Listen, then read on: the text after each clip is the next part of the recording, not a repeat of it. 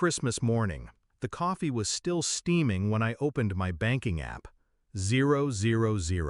Not a glitch, not a typo. The savings I'd built over a decade, gone. I stared at the numbers until my phone slipped from my hand.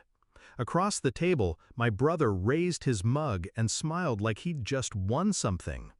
"Prove it, Miss CEO," he said, voice dripping with mockery. I didn't answer. I just looked at him, memorizing every detail of that smirk, because I knew one thing in that moment. I was going to bury him. Backstory set up. Michael was 2 years younger than me. Our parents used to say we were inseparable. When I launched my first company, he was the first person I hired. We shared ideas over late-night takeout, celebrated every milestone, survived every setback together. I thought loyalty was in our blood. I thought family meant safety. But somewhere along the line, he stopped being my brother and started being my competition. When I became CEO, he wasn't proud. He was jealous. Discovery of betrayal. The signs had been there, just quiet enough for me to ignore. Emails forwarded to an unknown address. My laptop moved from its usual spot when I came home late. Once, my password didn't work. He laughed it off as me typing too fast. But hacking your own sister's account? Draining $150,000 in a single night on Christmas? That wasn't just betrayal. That was war. Shift in mindset. Strategic planning begins. I didn't confront him that morning. He wanted a reaction. He wasn't getting one. Instead, I smiled, poured more coffee. I even wished him Merry Christmas. By nightfall, my plan was already moving. I had my IT security team forensics sweep my laptop. Within hours, I had the evidence. Remote access logs from his IP address. Timestamps matching the transfers. He'd been sloppy, overconfident. I gave him that, because overconfidence makes people blind. Execution of the plan.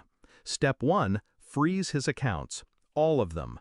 Not just the ones tied to the stolen funds, but every bank, every trading platform, every payment processor.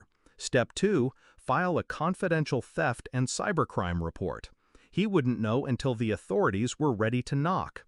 Step 3, quietly buy out his stake in a joint investment we'd made years ago, one that was about to triple in value. I paid him in the only currency he could touch now, cash. Petty, untraceable, and insulting. Step 4, call in every favor I was owed in the industry. By the end of the week, Michael's name was flagged as high risk in every hiring network that mattered. Step 5, wait.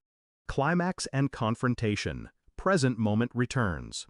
The waiting ended on the day he least expected it. A meeting he thought was private. A deal he thought would save him. I'd booked the conference room myself. He walked in wearing that same arrogant grin from Christmas morning until he saw me sitting at the head of the table. "What is this?" he asked, but his voice cracked. I slid the folder across the table. Inside, screenshots of every transfer, every login attempt, every file he'd accessed without permission. Cybercrime, I said softly. Wire fraud. Identity theft. The police call it a slam dunk. His hands tightened on the folder. "You wouldn't?" I leaned in. "You already know I would." The door opened. 2 men in dark suits stepped in, private investigators with the state attorney's office. Michael's face drained. That's when I saw it, the exact moment he realized the game was over. I didn't raise my voice. I didn't need to. "Here's the difference between us," I said. "You take what isn't yours.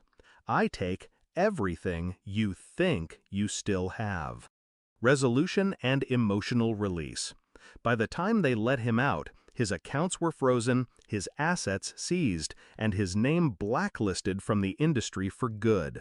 He'd never work in tech again, never touch a boardroom. And the $150,000?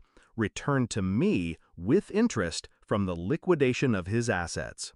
Some people call what I did ruthless. I call it balance. Because blood may be thicker than water, but betrayal turns it to ice. And I don't forgive ice. I shatter it.